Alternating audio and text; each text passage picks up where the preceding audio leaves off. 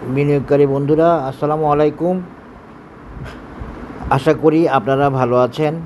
আমি এখন সংক্ষেপে পূরবী জেনারেল ইন্স্যুরেন্সের একটা টার্গেট বা রেজিস্ট্যান্স দেখানোর চেষ্টা করব এবং নতুন একটা মেজারমেন্ট দিব, যাতে করে আপনাদের বিনিয়োগ সিদ্ধান্ত নিতে সুবিধা হয়।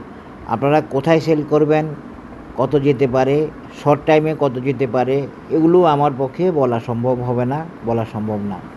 আপনারা চার্ট খেয়াল করবেন, অ্যানালিসিস খেয়াল করবেন, বাই সেল আপনাদের সিদ্ধান্ত নেবেন। আশা করি বুঝতে পেরেছেন। আর আমি জানি এই বাজারে প্রায় সব বিনিয়োগকারী এক একজন বিশেষজ্ঞ, সুতরাং বিশেষজ্ঞে ভরপুর এই বাজার। সুতরাং আপনারা বিশেষজ্ঞ হিসেবে এই সিদ্ধান্তটা নিয়ে ফেলবেন, অ্যানালিসিস ফলো করবেন, করে নিয়ে ফেলবেন। কিন্তু আমাকে বাড়তি জিজ্ঞেস করবেন না, কারণ এগুলো একটু আনসার্টিনিটি থাকে। তা আমার একটা অ্যানালিসিস যদি ওকে না হয়, অনেক প্রবলেম। কিন্তু আপনার 5টা সিদ্ধান্ত যদি ওকে না হয়, সেটা কোনো বিষয় হয় না।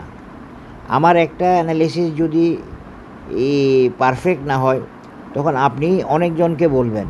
কিন্তু আপনার একটা বিনিয়োগ সিদ্ধান্ত, একটা কেন 4-5টা বিনিয়োগ সিদ্ধান্ত যদি ওকে না হয়, তাহলে আপনি আপনার জন্য সেটা কোনো বিষয় আর হবে না, সেখানে কোনো সমস্যা থাকে না।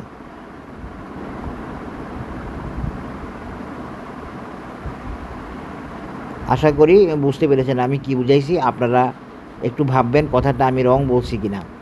তো এই জন্য আসলে টেকনিক্যাল অ্যানালিসিস যেরকম বিশ্লেষণ, যেরকম ব্লেম করার বিষয় না, টেকনিক্যাল অ্যানালিসিস সেরকম ব্লেম দেওয়ারও বিষয় না। এবং টেকনিক্যাল অ্যানালিসিসে আপনি একটা শেয়ার 2 টাকা 4 টাকা বেশি দাম, 4 টাকা কমে সেল করলেন, সমস্যা কী?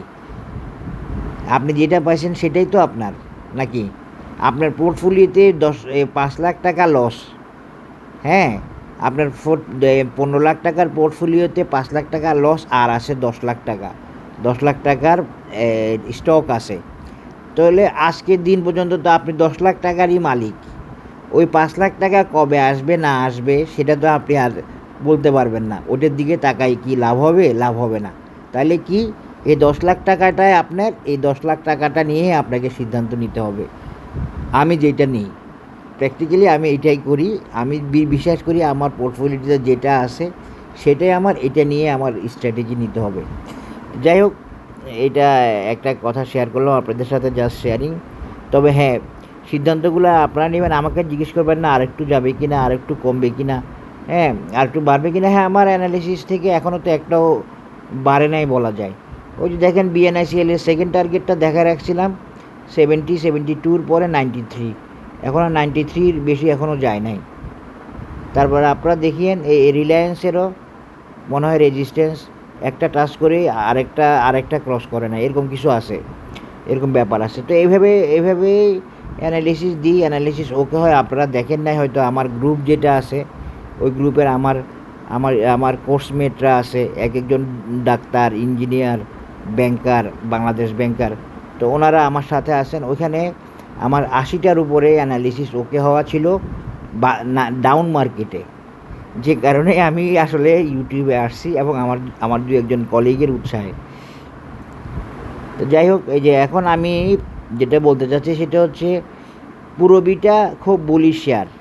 হ্যাঁ, এখন আমি বললাম যে পূরবী 40 যাবে, কিন্তু গেল না, কিন্তু আমাকে ব্লেমটা নিতে হবে। কিন্তু আমি যদি মেজারমেন্ট দিয়ে দেখাই দিই, সেখানে যাওয়া না যাওয়া তো মার্কেটের ব্যাপার, যাইতেও পারে না যেতে পারে। তো পূরবী আমার মনে হয় একটা 33 টাকা পর্যন্ত একটা টার্গেট ছিল, আমার খেয়াল নেই। আপনারা ভিডিওটা দেখে নেবেন। আপনারা ভিডিও চান, কিন্তু ভিডিও আসে কি না সেটা দেখার চেষ্টা করেন না। আশা করি দেখবেন, দেখার পরে না থাকলে বলেন। পূরবীর খুব সম্ভবত এখানে একটা রেজিস্ট্যান্স আছে। তো পূরবী খুব বুলিশ অ্যানালিসিস দেওয়ার পরে আমার বন্ধুকে কিনে রাখছিলাম অনেক আগে পূরবী। তো যাই হোক, পূরবীর সেও প্রফিটে আছে। আমি এখনও ওকে বলি নাই যে সেল দাও, বোঝার চেষ্টা করতেছি। তো পূরবীর কিছু পজিশান বেশ ভালো এখন, তবে কিছু জায়গায় আমি একটু কনফিউজড আছি। যেমন ধরেন পূরবী দেখেন, পূরবী প্রাইস ছাড়তে রাজি নেই। আপনারা এগুলো বোঝার চেষ্টা করবেন। আমি আপনাদেরকে আসলে আমি শুধু অ্যানালিসিসই দিই না, আপনারা খেয়াল করবেন। আমি কিছু আপনাদের জন্য অ্যাড করার চেষ্টা করি, কিছু বাড়তি জিনিস দেওয়ার চেষ্টা করি যাতে আপনাদের কিছু অ্যাড হয়, সেটা আমার জন্য সুবিধা। এই পুরবি দেখেন প্রাইস লসই করে নাই, তার মানে কি এটা দ্বারা কী বোঝাচ্ছে? ওর প্রাইস লস করার ইচ্ছা নাই, ও আরও যাবে। এ এ এ এ- এ ও ওর শেয়ার স্টকের দাম কমাবে না, ও আপিস, ও বুলিশ, ও আপ ট্রেন্ড। হ্যাঁ, যেমন ধরেন পুরবি কী করছে, পুরবি মূলত একটা টার্গেট মিট করছে, এটা মূলত একটা টার্গেট মিট করা। এটা দেখাইছি আমি, আমার অ্যানালিসিসে আছে 28 টাকা নাকি কত টাকা। এখন সব তো আর মনে নেই, আবার দেখতে হবে, সবসময় দেখতে পারি না। আপনারা দেখে নেবেন, অ্যানালিসিস আছে। এখন কথা হচ্ছে পুরবি কী করতে পারে, একজনে জানতেও চাইছে, আর আমারও তো এগুলো একটু বলার চেষ্টা করা দরকার আছে, যেহেতু একটা টার্গেট মিট করছে, অ্যানালিসিস ওকে করছে, সেই হিসাবে আমি পুরবির অ্যানালিসিসটা আপনাদের সাথে শেয়ার করার চেষ্টা করব। এগুলো আমি একটা কথা বলি, সত্যিকার অর্থে আসলে ইন্স্যুরেন্স যে লেভেল থেকে কামব্যাক করছে, এটা হইলো আজকে যে অ্যানালিসিসটা দিছি পিপলসের, সেই অ্যানালিসিসের মতো ইন্স্যুরেন্সও একই, মানে 0.382 লেভেল থেকে সে রিট্রেসমেন্ট কমপ্লিট করছে। তো 0.382 লেভেল থেকে যদি রিট্রেসমেন্ট কমপ্লিট করে, সেক্ষেত্রে টার্গেট হয় 2.618 লেভেল। আমি একটু দেখাই দিই, তাহলে মনে হয় আপনাদের জন্য ভালো হবে। এই ক্ষেত্রে টার্গেট হবে ফিবোনাসি 2.618 লেভেল, অথবা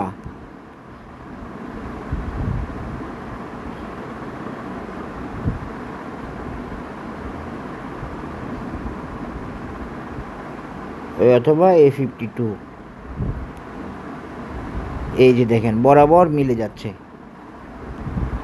যেহেতু সে 0.382 লেভেল থেকে রিট্রেসমেন্ট করছে। এখন ওর রেজিস্ট্যান্স কিন্তু এইটা, টার্গেট কিন্তু এইটা ইন্স্যুরেন্সে, এটা একটা bullish position, bullish support, bullish এই রিট্রেসমেন্ট। যদি আরও নিচে নেমে যায়, দেন বিষয়টা আবার ভিন্ন হয়ে যাবে। বোঝার চেষ্টা করবেন, ভুল বোঝাবুঝি যাতে না হয়। আমি আপনাদের জন্য অ্যানালিসিস দিয়ে যাচ্ছি রেগুলার বেসিসে, আপনারা ভুল বোঝাবুঝিতে যাবেন না।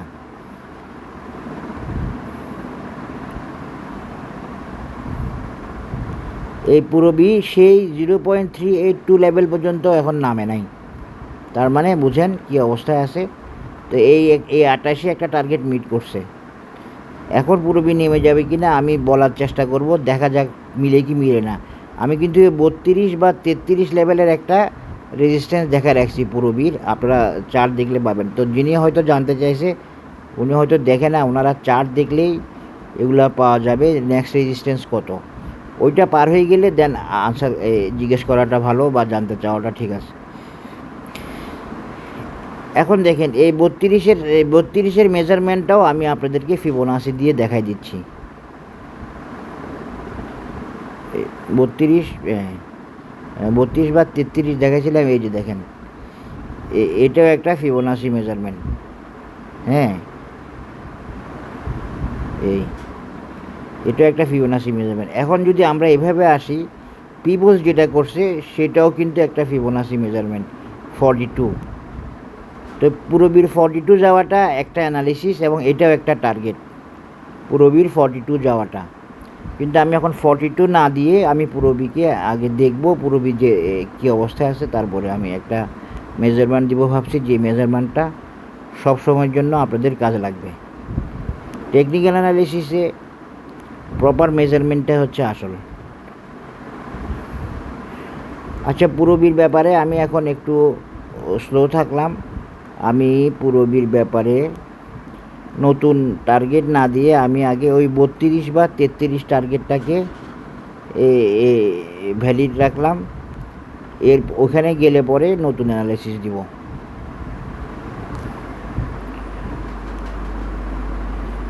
এমনি পজিশন ভালো আছে, বুলিশ টেন্ডেন্সি আছে, সব ঠিক আছে, কিন্তু আমি বুলিশ দেখতে পাচ্ছি, কিন্তু আমার এই বুলিশনেস যদি আমার ইন্ডিকেটর অসিলেটরের মধ্যে যদি ইফেক্ট না করে, আমার তো মিডিয়াম হচ্ছে ইন্ডিকেটর অসিলেটরগুলো। কথা বুঝতে পারছেন আশা করি। সুতরাং এই 32-33-এর মধ্যে এখন একবার থাকেন, তারপরে পুরবি পার হয়ে গেলে দেন আপনারা অন্য মেজারমেন্ট দিব।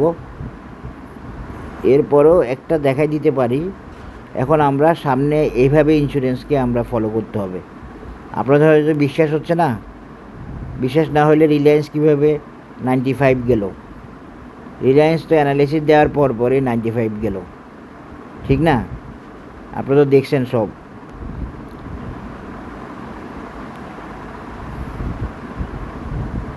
এই জায়গায় পুরোপুরি একটা টার্গেট আছে 37, এটাকে আপনারা মাথায় রাখবেন। এই 37টাই পুরোবি যাওয়ার চেষ্টা করবে।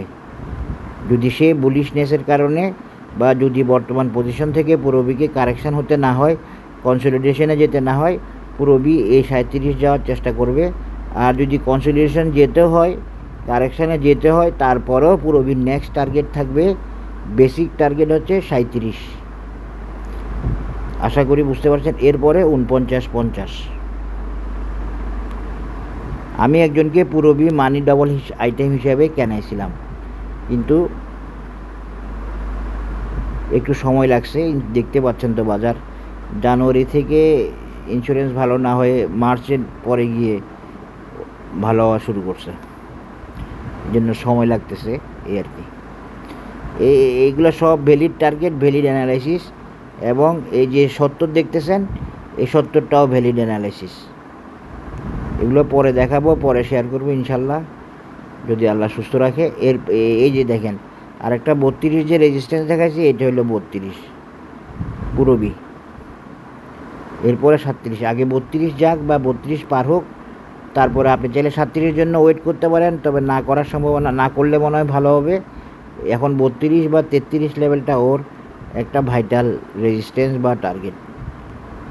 এরপরে সে কন্টিনিউ করতে পারবে কিনা শিওর বলতে পারতেছি না, এখন একটু জটিল অবস্থা আছে। আল্লাহ হাফেজ, আসসালামু আলাইকুম।